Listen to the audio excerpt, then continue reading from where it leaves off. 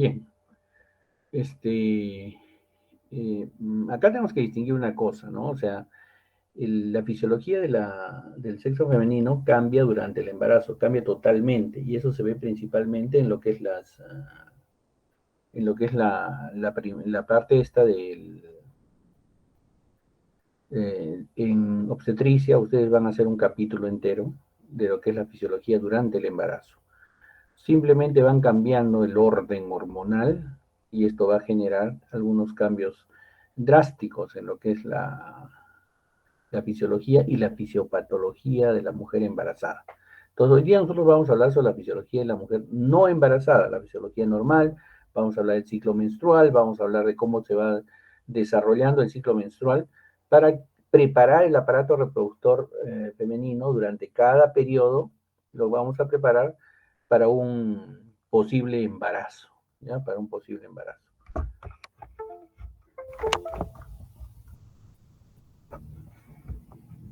Entonces, primero el cuerpo se va a preparar para el posible embarazo, como les digo, y el siguiente es el propio periodo de la gestación, ¿no?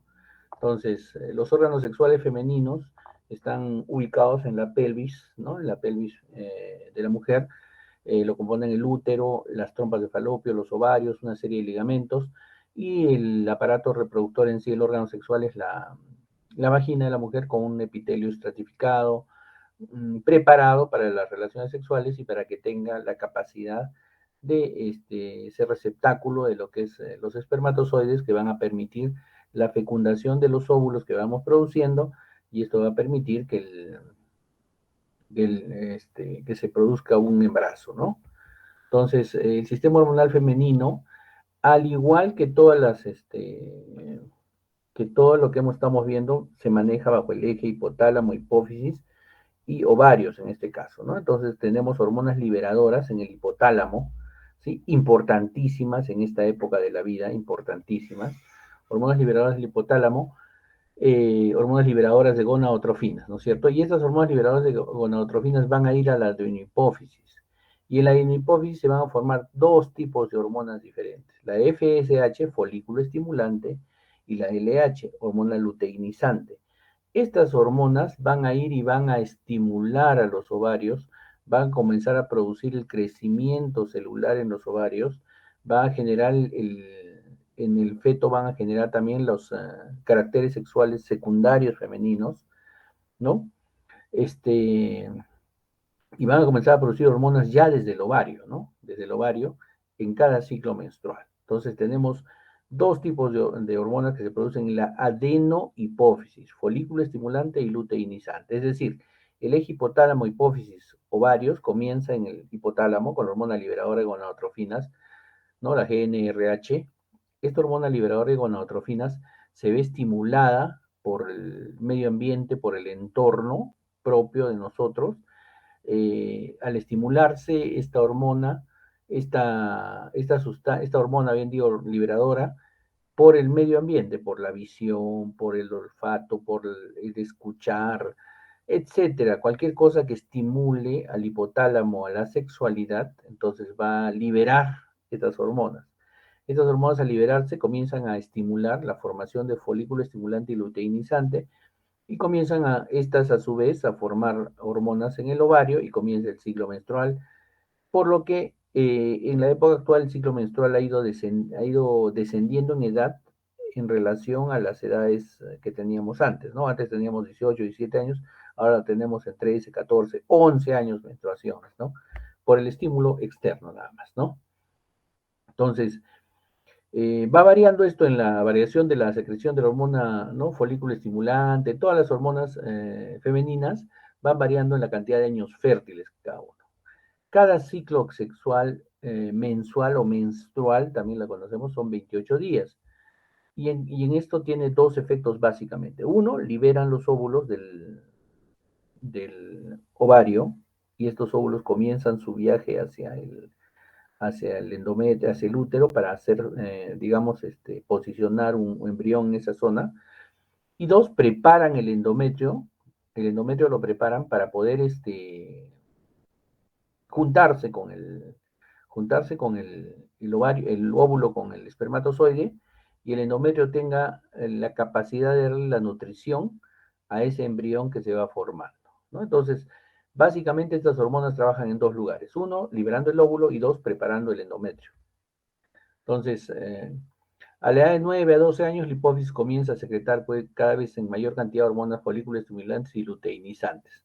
Y esto comienza a generar la menarquia, la presencia del ciclo menstrual, el sangrado menstrual, entre los 11 y 15 años, el primer sangrado, ¿no? La menarquia. Y cada mes aumenta, disminuye las hormonas folículos estimulantes y luteinizantes. Durante la vida reproductiva de una mujer, más o menos entre los 13 años hasta los 46 años aproximadamente, hemos visto casos de embarazos en 50 años, como también mujeres que entran a la menopausia a los 40 años, 39 años, ¿no? O sea, es algo muy relativo. Pero en un promedio entre 13 y 46 años se producen más o menos entre 400 a 500 folículos. Y estos folículos se desarrollan y expulsan un óvulo cada mes, ¿sí? El resto de óvulos que comienza su maduración se degenera, solo un óvulo sale cada mes, ¿ya? Y se tornan atrésicos. Entonces, ¿de dónde vienen estos óvulos? En la vida fetal, la superficie del ovario de la niña que se está formando se reviste de un epitelio germinal, ¿no es cierto?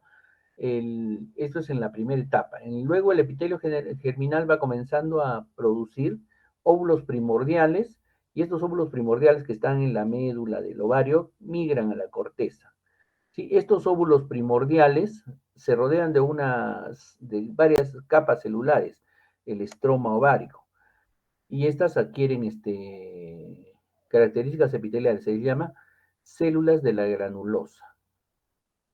Entonces, la única capa de granulosa que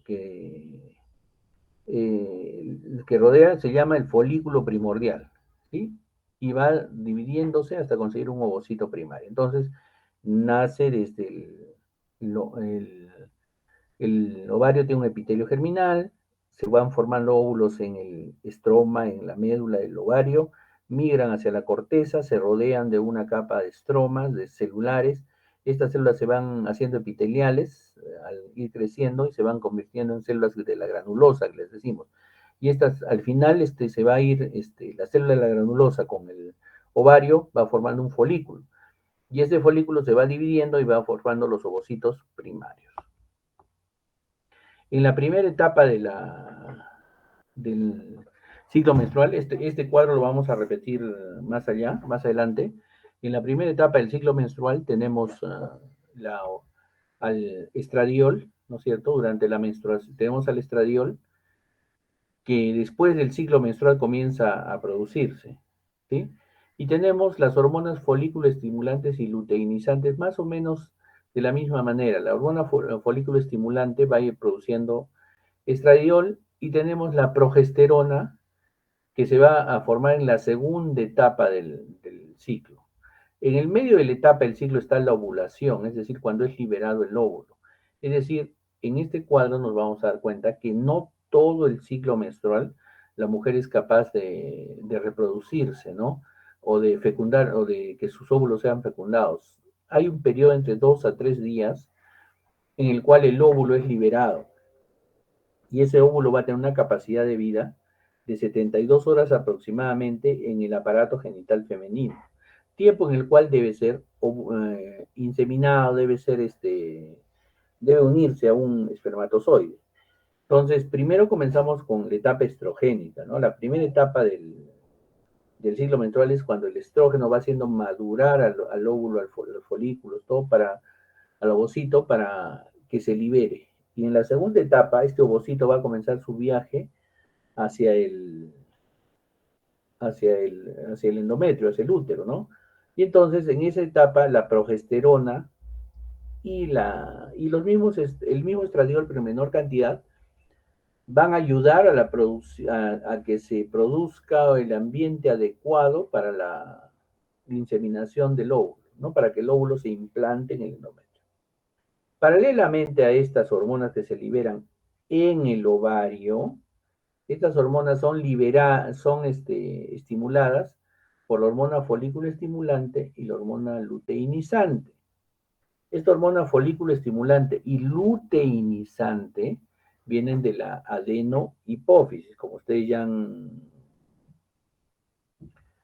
visto, ¿no es cierto? Estas hormonas que vienen de la adenohipófisis, entonces, la folículo estimulante, la hormona folículo estimulante, va a estar un poquito mayor en la primera etapa después de la menstruación, ayudando a la generación de estrógenos. Y la hormona luteinizante tiene un pico que comienza unas horas antes de la ovulación y ayuda en la ovulación. Y posteriormente vuelve a bajar, ¿no? su cantidad de secreción. ¿Ya? Entonces, folículo estimulante y luteinizante tienen su ciclo durante el periodo menstrual, durante el mes, tienen su ciclo y van a permitir la ovulación. Y estas, a su vez, estas dos hormonas van a estimular en las células del ovario la formación de estradiol y de progesterona, y ese estradiol y progesterona va a producir los fenómenos de maduración de las células en el ovario para que puedan formarse un óvulo fecundo, y la progesterona va a estimularnos la formación, que el hábitat del útero sea el adecuado para que se implante un embrión. Entonces, esta es una fase folicular del ciclo ovárico, ¿no es cierto? Volvemos a repetir, la folícula estimulante comienza a ayudar a la maduración. Entonces, el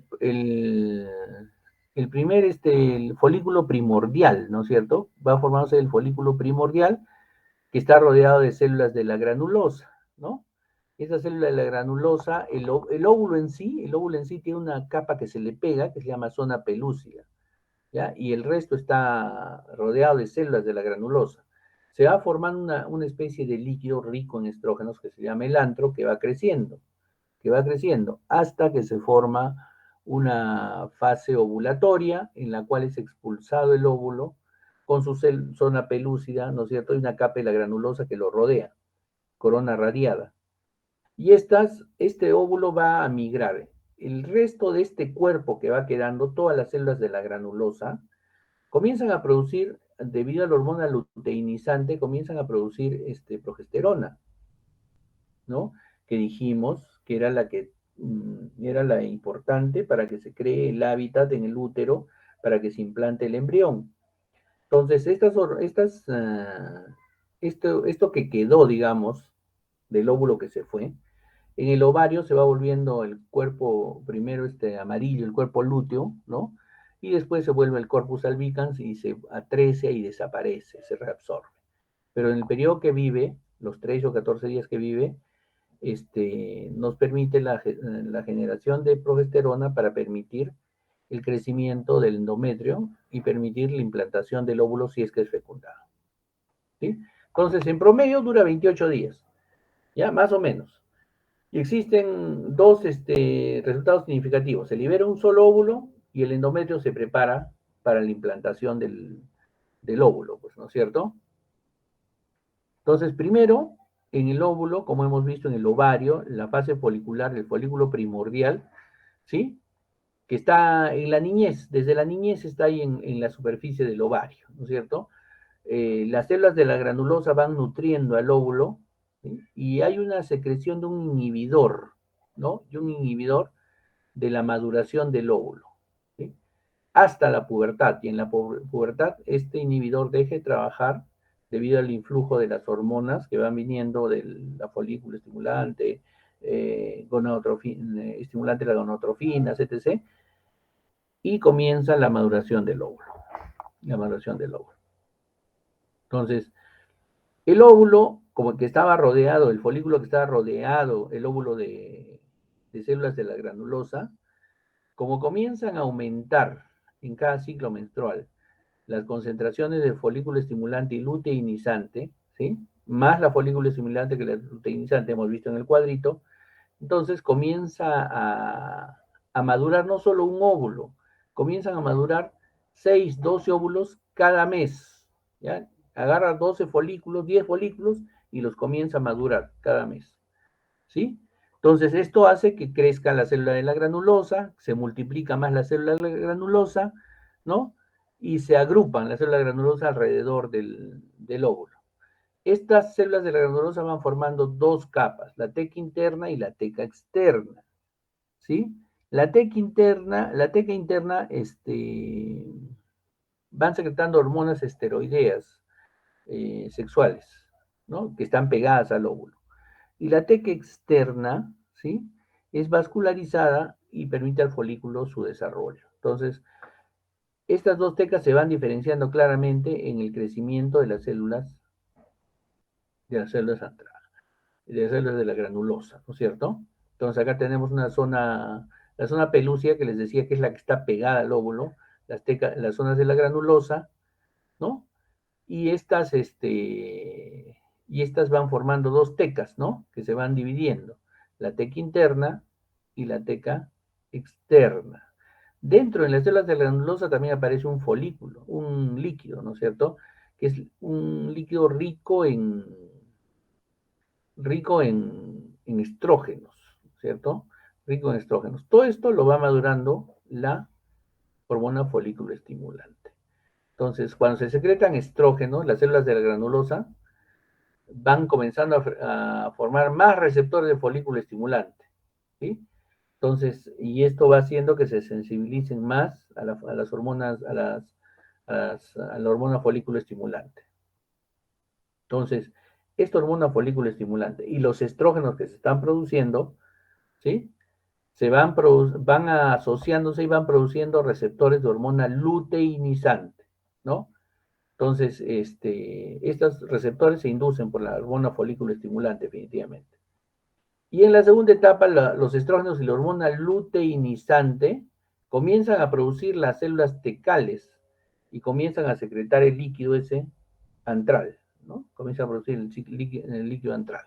Entonces, más o menos es una combinación entre estrógenos, eh, la hormona folículo estimulante, la primera etapa, y estrógenos y hormona luteinizante, la segunda etapa. Entonces, estos folículos que les dijimos que forman sus tecas interna y externa, ¿no es cierto? Una teca pegada a los folículos y otra teca externa pegada a la granulosa, ¿sí? Entonces, el óvulo comienza a aumentar su tamaño, ¿no? El folículo comienza a aumentar su tamaño, el antro que se formó con líquido comienza a aumentar su tamaño. Y entonces, el líquido va comenzando a empujar al óvulo junto con sus células de la granulosa que están pegadas todavía en su teca, lo van empujando hacia un extremo. Esto pasa en un periodo de unas horas, un par de días, y finalmente lo elimina, ¿no? Lo expulsa. Y este óvulo que sale rodeado de células de la granulosa, que le llamamos sus coronas radiadas. Lo que quedó del cuerpo, lo que quedó de las células de la granulosa, el folículo, lo que quedó, comienza a producir más cantidad de hormona luteinizante, ¿no? Y forman el cuerpo lúteo, perdón, comienza a producir más progesterona, se forma el cuerpo lúteo, inducidos por la hormona luteinizante y comienzan a producir progesterona.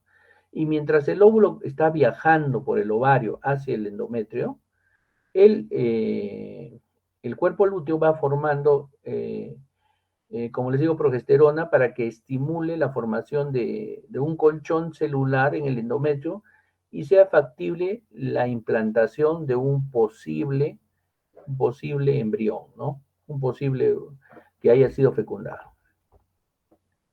Entonces, como hemos dicho, comienza su maduración 10 a 12, pero solo uno al final crece más y madura y es expulsado. Entonces, ¿dónde tenemos grandes cantidades de estrógeno? En el folículo, el crecimiento, ¿no? Esto es estimulado por la hormona folículo estimulante, ¿sí? Entonces, la hormona folículo estimulante nos ayuda a hacer crecer más a uno y bloquea al resto. Entonces, solo un folículo crece cada mes, ¿no? Solo un folículo va creciendo cada mes. Ya hemos explicado cómo es la ovulación. Es liberado el óvulo y se va formando el cuerpo lúteo. Entonces, esta ovulación se produce más o menos, tampoco es seguro, más o menos en el periodo 14, ¿no? 14 de la menstruación, ¿sí? Entonces, antes de la ovulación, la pared externa del folículo se hincha, pues, ¿no? Con rapidez, se va hinchando la pared externa, el óvulo con todas sus células de la granulosa que tenía pegadas al óvulo, se van yendo hacia un polo del óvulo, ¿no? Son empujadas prácticamente y son, al final, se rompe el folículo y es expulsado el ovario, el óvulo, expulsado el óvulo. El líquido folicular que tenía ahí se resume, es un líquido rico en viscoso, rico en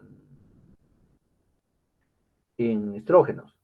Nosotros de ahí nace una patología. A veces estos folículos comienzan a crecer, se atrofia el ovario, y crecen y forman quistes de ovario. Y tenemos algunas patologías que son ovarios poliquísticos, ¿no es cierto? Bueno, en este caso estamos hablando de lo fisiológico, ¿no es cierto? Entonces el ovario el óvulo es expulsado con su capa y la granulosa pegada a él, la corona radiada le decimos, y el resto del folículo comienza su degeneración. Pero primero, debido a la progesterona que se comienza a formar, debido al influjo de la hormona luteinizante, que tuvo que ver mucho con la ovulación, que ya dijimos que sube su nivel, como hemos visto en el cuadrito, unas horas antes, esta hormona luteinizante va a comenzar a formar cuerpo lúteo en el folículo que quedó.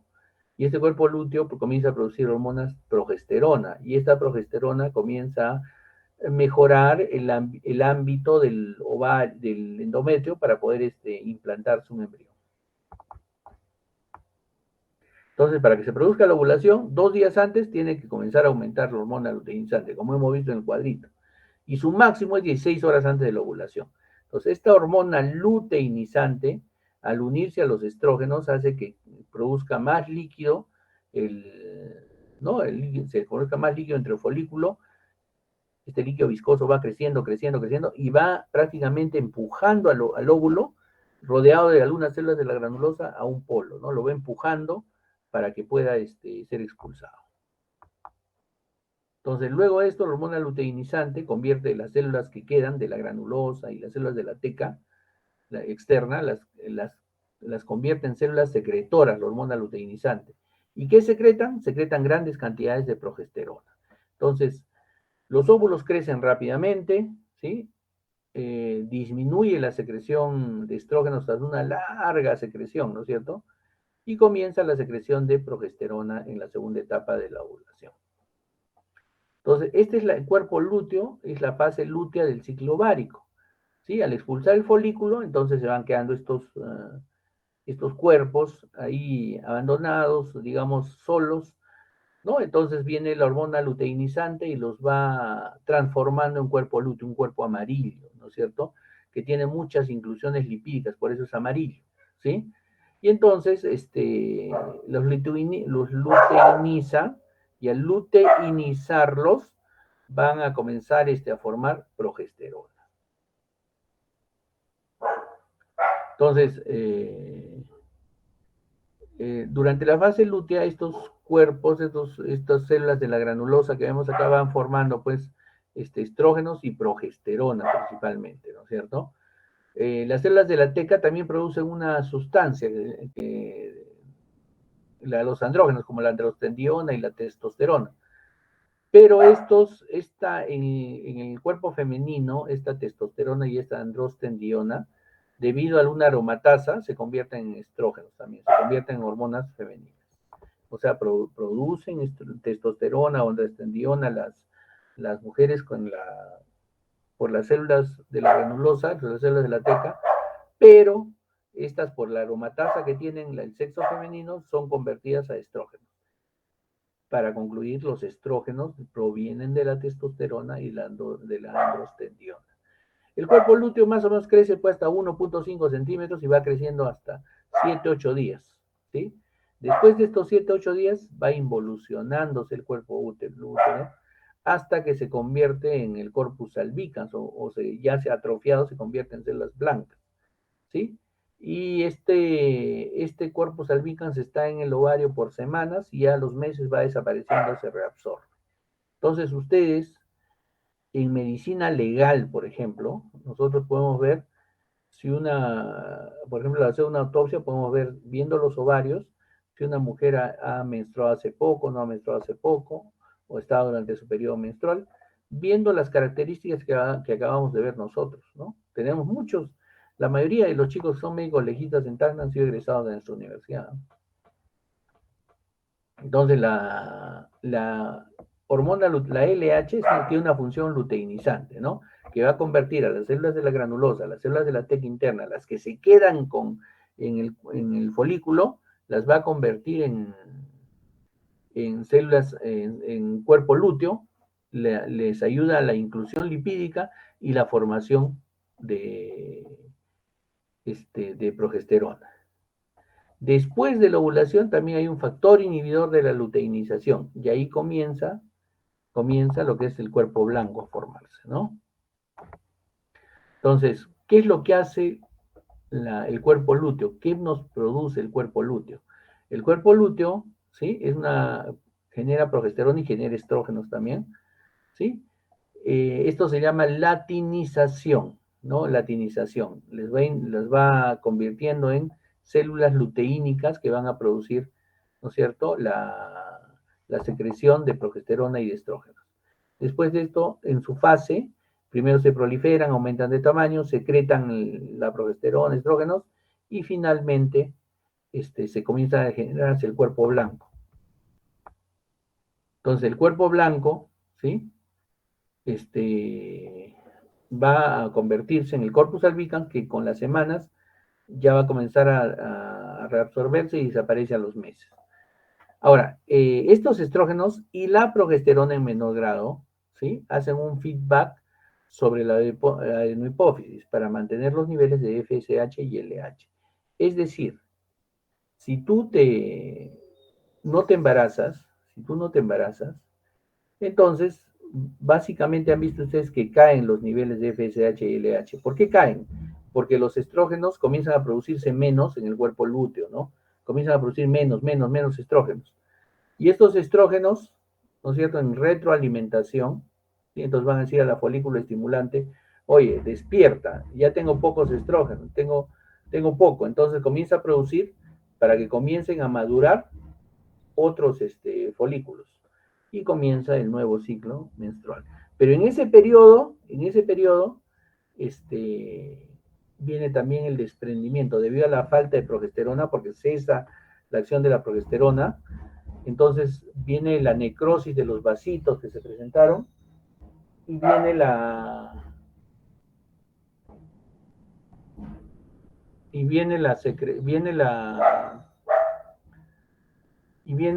el periodo menstrual.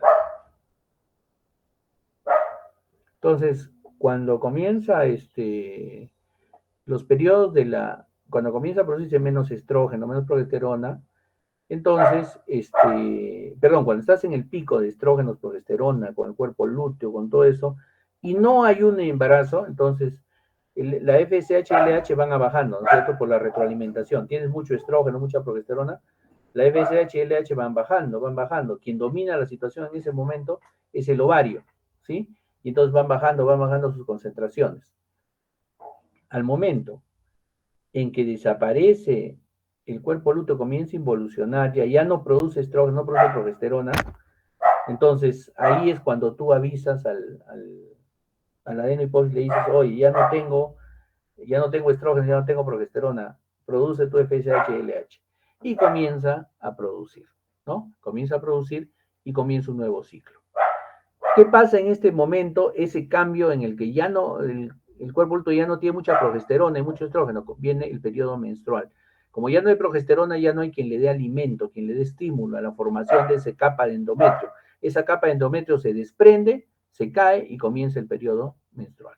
Más o menos, aproximadamente, la involución se produce al 12º día del cuerpo lúteo. Y entonces, el ciclo menstrual dura más o menos 26 días, o sea, 2 días antes que comience la menstruación. Después de 2 días de que acabe el ciclo ovárico, comienza la menstruación.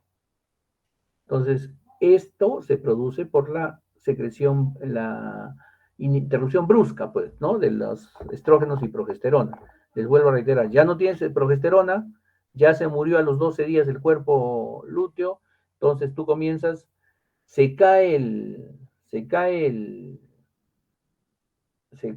endometrio que estaba formándose, para recibir al embrión fecundado, y paralelamente aumentas, ¿sí? Aumentas la secreción de FSH y LH paralelamente, es decir, la mujer comienza la menstruación, pero en ese mismo momento ya está comenzando otro periodo de ovulación, ¿ya? Eso es lo importante que ustedes tienen que saber, que no es que esté menstruando y ya no hay ovulación, no es así. Comienza la menstruación y en ese momento, paralelamente, por los niveles bajos que tenemos de estrógenos y progesterona, comienza la menstruación, comienza la ovulación, es decir, comienza a generar FSH y LH, ¿no? Entonces, ¿cuáles son las hormonas estrogénicas que producimos? La hormona estradiol, tenemos hormonas gestagénicas o gestágenos como la progesterona, por ejemplo, ¿no? ¿Y qué estrógenos tenemos nosotros? El estradiol en plasma, el beta-estradiol que producen los ovarios, y también la placenta produce algunos estrógenos, ¿no? Entonces también puede producir pequeñas cantidades de estrona el ovario. ¿Ya? El estriol es el estrógeno que es derivado del estradiol, ¿no es cierto? Como también de la estrona. Y este estradiol necesita para convertirse, estradiol y esta estrona necesitan para convertirse en estriol, necesitan que sea metabolizado en el hígado, ya que sea metabolizado en el hígado. Entonces, estos estrógenos van a permitirnos a nosotros tener los caracteres sexuales secundarios femeninos, que los vamos a ver en un momento. Y aquí está ya todo lo que habíamos hablado durante más de media hora, ¿no es cierto? Comenzamos con el ciclo menstrual, ¿no? En los primeros 2 días, digamos, ¿no? Y de ahí viene la fase folicular. ¿Por qué se llama fase folicular? Porque comenzamos a producir el folículo. El folículo va comenzando a madurar aumentando los estrógenos, ¿no es cierto? Aumentando los estrógenos. Antes de la ovulación, en las días fértiles, fase ovulatoria, 2 días antes aumenta la hormona luteinizante. Y esta hormona luteinizante hace que crezca el folículo en mayor cantidad, ¿no? Arrincona al ovario en una punta por la cantidad de líquido que va produciendo. Y viene la ovulación. Y después de que viene la ovulación, entonces viene una fase progestágena, es decir, comienza a producirse mayor cantidad de, de progesterona que la produce el cuerpo lúteo, como les vuelvo a reiterar, ¿no? Y una menor cantidad de estrógenos. El cuerpo lúteo, como vemos ahí clarito, vive 12 días, y en el día 26 ya no hay cuerpo lúteo, ¿no es cierto? Ya no hay cuerpo lúteo. Y el día 28, 2 días después, ya se murieron pues los vasos sanguíneos que había formado en el endometrio y comienza a caerse el endometrio, y eso es la menstruación, ¿no? Que arrastra sangre, arrastra todo eso. Y ahí, justo en el día 28, entonces ya comenzamos nuevamente día 0. En el día 28 comienza a formarse comienza a formarse comienza a formarse la, nuevamente la hormona, como ya no hay estrógeno ni progesterona, comienza la folícula estimulante, comienza a estimular la formación nuevamente el folículo, genera más estrógenos y comienza el cuento del ciclo ovárico. Esperemos que esté claro ahora, ¿ya? Entonces, el primer gestágeno es la progesterona, ¿no es cierto? Que se secreta durante la primera etapa pequeñas cantidades y después se secreta grandes cantidades. Durante el embarazo, ¿sí? ¿Sí? Durante el embarazo se secreta grandes cantidades de progesterona a partir del 4 mes. Esto le ayuda a que el útero vaya creciendo, vaya relajándose, también para no contraerse muy pronto, ¿no? Y ayuda al desarrollo de este tipo. Los estrógenos y la progesterona, entonces, ambos son esteroides, y se sintetizan en el ovario, ¿no es cierto? Listo, y acá. Entonces, acá, como les digo, aparte de eso, también a partir del colesterol se produce progesterona, puedes producir andrógenos, y debido a los andrógenos se va produciendo aromatasa. Y esta aromatasa va a producir estrógenos finalmente. Es decir, nosotros vamos produciendo también andrógenos, pero la hormona folículo estimulante, los va, estos andrógenos los va a producir y los va a convertir finalmente en estrógenos, ¿ya?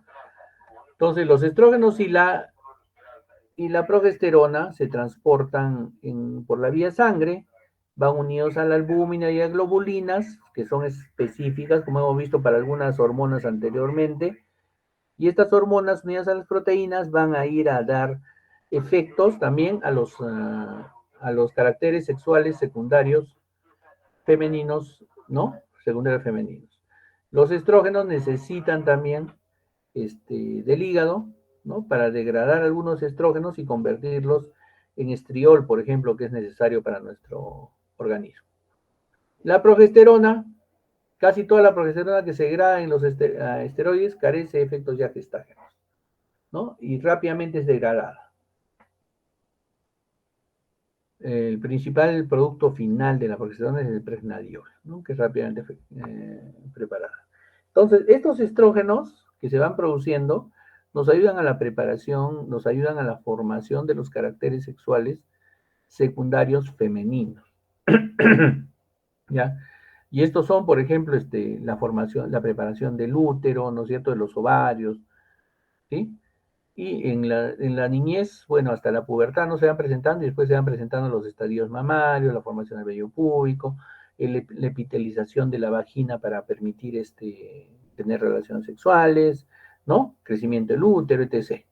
Entonces, estos son los órganos, los caracteres sexuales secundarios femeninos derivados de nuestros ciclos ováricos, derivados de la formación de nuestras hormonas FAS, SH, LH, y que ustedes lo van a ver muy bien en pediatría cuando hagan pediatría, ¿no?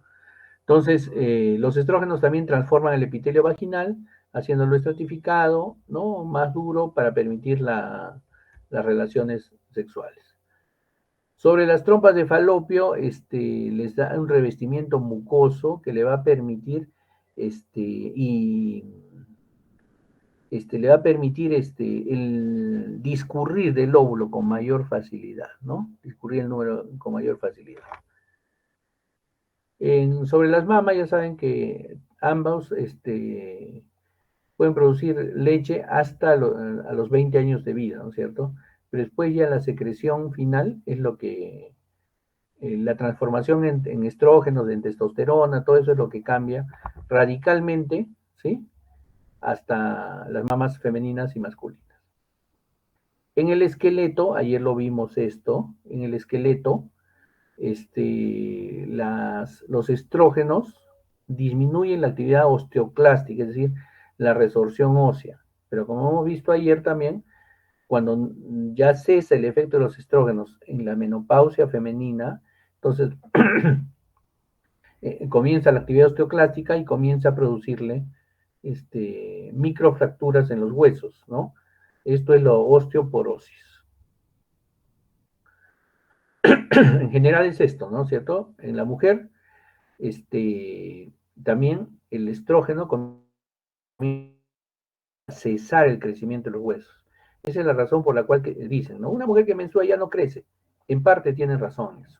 Más adelante vamos a ver en el siguiente capítulo, la testosterona ayuda al crecimiento de los huesos, los estrógenos igual, pero cuando comienzan a producirse en mayor cantidad, cesa el crecimiento de los huesos, largos sobre todo, y entonces cesa el crecimiento de las mujeres.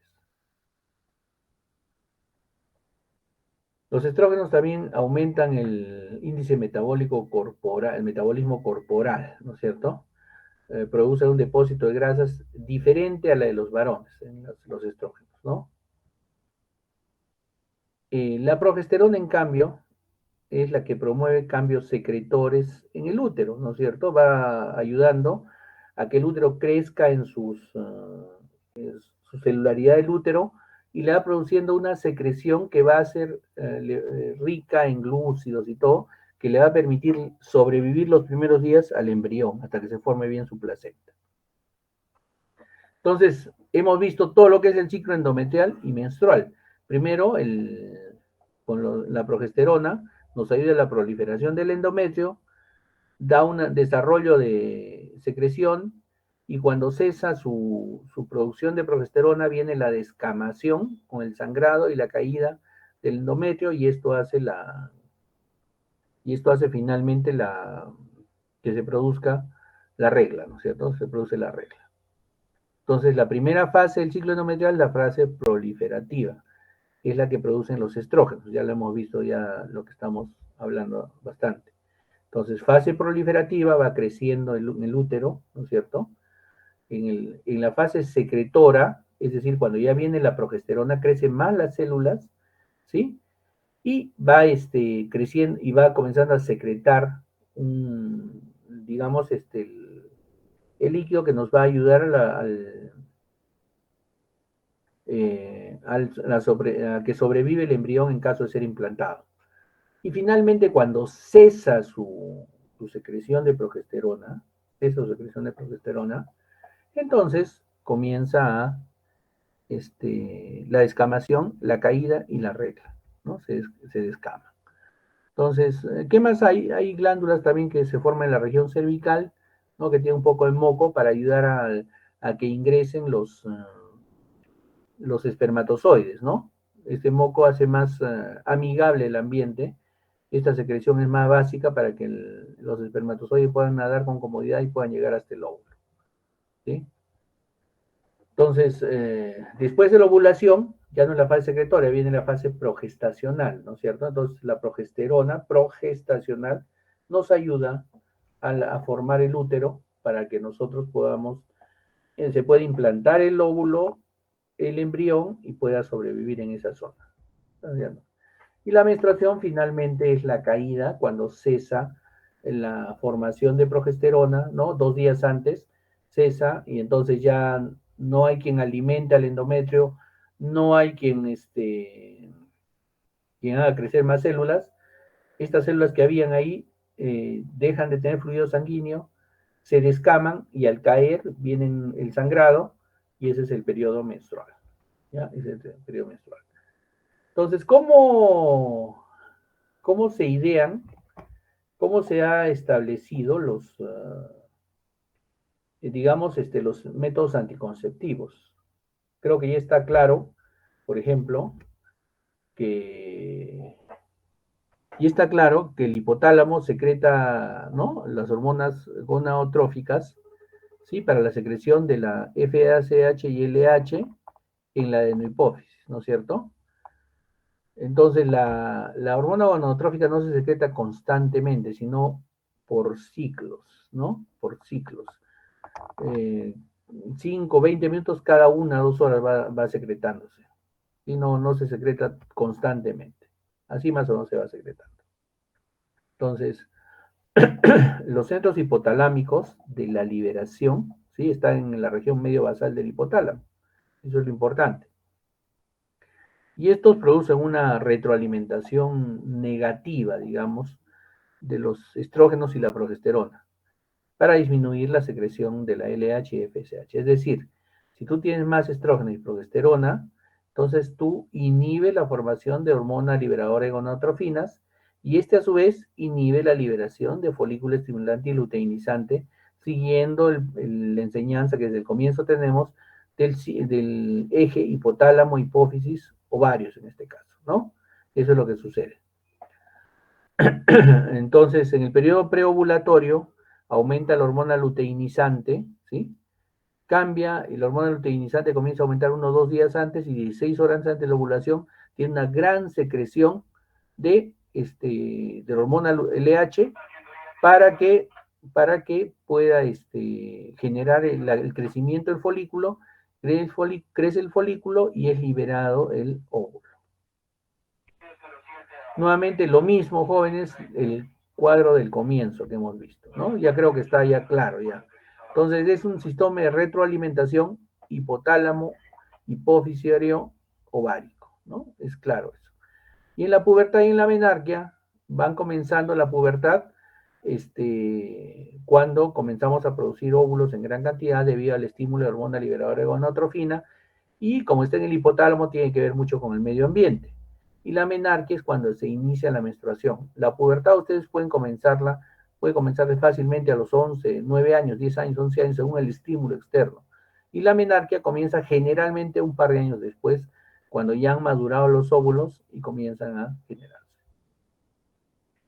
Esto es pubertad, ¿no? Tenemos edad en años, más o menos 10, 11 años, y la menopausia, que más o menos está alrededor de los 40, 45 años en la mujer, ¿no es cierto? Entonces, ¿qué pasa en la pubertad? Toda la secreción, las secreciones, las gonadotrofinas, se mantienen constantes, miren, en el varón. En cambio, en la mujer, las gonadotrofinas aumentan en la menopausia. ¿Por qué? Porque por el sistema de retroalimentación negativa, tus ovarios dejan de producir estrógenos, dejan de producir óvulos. Y como tienes menos, la gonadotrofina dice, no, yo tengo que producir más. Y comienza a producir más, más, más la gonadotrofina. Sin embargo, no tienes ovario para que produzca hormonas. Y así aumenta su secreción de gonadotrofina. En cambio, en el varón no. En el varón miren cómo se mantiene constante porque el varón, gracias a su fisiología, sigue manteniendo la secreción hormonal hasta el día de su muerte. Claro, un poco menos, ¿no? Entonces la menopausia es el cese de la formación de estrógenos de los 40, 50 más o menos. Y entonces la pérdida de los estrógenos en una paciente ya hemos visto que puede causar que la piel sea, ¿no? Comience a los sofocos por problemas cardiovasculares, hay sensaciones psicológicas, la osteoporosis, irritabilidad, fatiga, un montón de problemas estos. Y el acto sexual femenino, para ir culminando ya, depende el acto sexual femenino de una estimulación psicológica y sexual local, ¿no es cierto? Es decir, el medio ambiente, el medio externo es muy importante para el hipotálamo, para que la mujer comience a producir, gracias a sus glándulas cervicales, todo eso, comience a producir este moco que permita que su aparato sexual femenino esté listo para tener una relación sexual, ¿no? Hay una cosa, dice, que hay mayor estimulación sexual en la mujer durante el periodo de ovulación. Es, es justamente para permitir la fecundación. Cuando la mujer tiene una excitación sexual, entonces toda la sangre de la pelvis va hacia el aparato sexual femenino, ¿no? Está controlado por los nervios pudendos, ¿no es cierto? El sistema parasimpático permite la erección del clítoris y comienza la secreción parasimpática para la secreción de las glándulas mucosas que tiene en la vagina y en el cuello cervical, ¿no es cierto? Entonces también secreta las glándulas de Bartolino, ¿no? Entonces todo esto permite la preparación para el acto sexual. Finalmente, también las damas tienen el orgasmo sexual, que es el clímax de su acto sexual, en el cual viene también es un reflejo medular espinal del sistema simpático. Es como una eyaculación en el varón, ¿no es cierto? Durante el orgasmo, el cuerpo cervical, el cuello cervical se dilata y permite el ingreso más fácilmente de los espermatozoides. Los espermatozoides. Queda dilatado. Entonces, nosotros tenemos, en la fertilidad tenemos dos métodos claros para el control de la fertilidad femenina. El método del ritmo, lógicamente ustedes ya lo están viendo, el óvulo vive 72 horas más o menos después de haber sido emitido por el ovario. Pero tenemos que tener en cuenta también que el espermatozoide también vive 72 horas más o menos en el cuerpo femenino.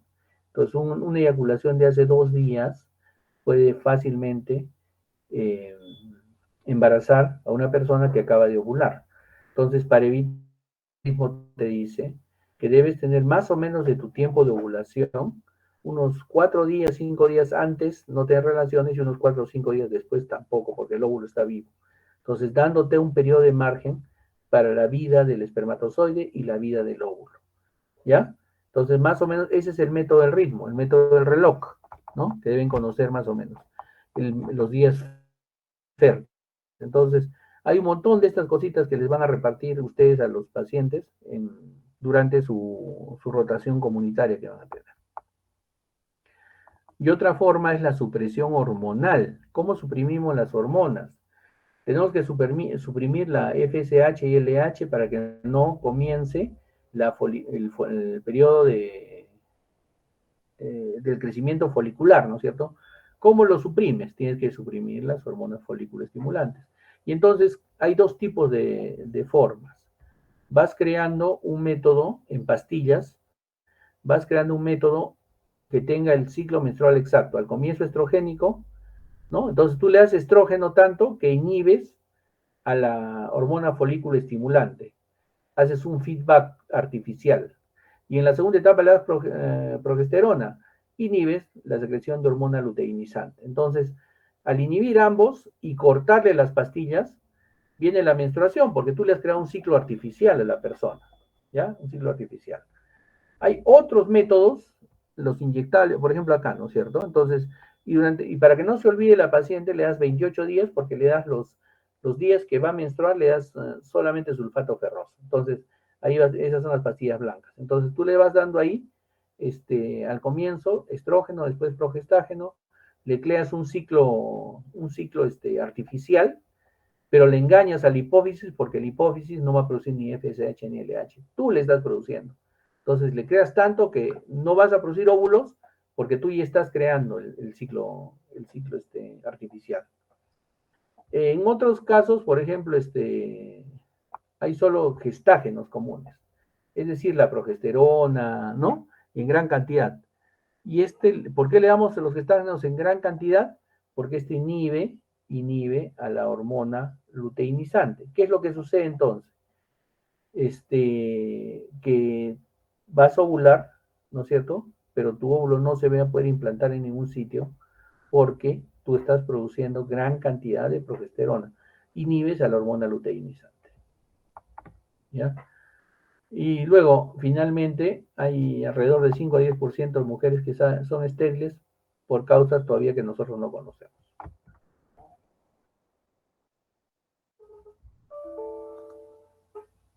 Bien, jóvenes, ¿alguna pregunta en cuanto a esta clase? ¿Preguntas, dudas?